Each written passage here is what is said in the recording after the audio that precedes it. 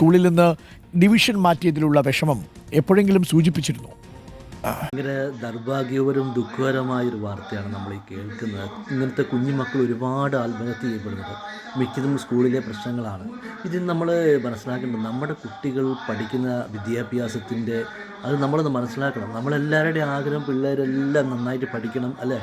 നല്ല മാർക്ക് വേണം. മാർക്കിന് വേണ്ടി ഇങ്ങനെ പരിശ്രമിക്കുക. എൻ്റെ മകൾ ഡോക്ടറാണ്, എൻ്റെ മകൾ എൻജിനീയറാണ്. ആ മക്കളുടെ കപ്പാസിറ്റി എന്താണെന്ന് നിങ്ങൾ മനസ്സിലാക്കാതെ ഈ കുഞ്ഞുങ്ങളെ വലിയൊരു ഭാരം നിങ്ങൾ ആ ചുമരിലേക്ക് ഏറ്റുകയാണ്. ഞാൻ മാതാപിതാക്കളെ കുറ്റപ്പെടുത്തുന്നില്ല.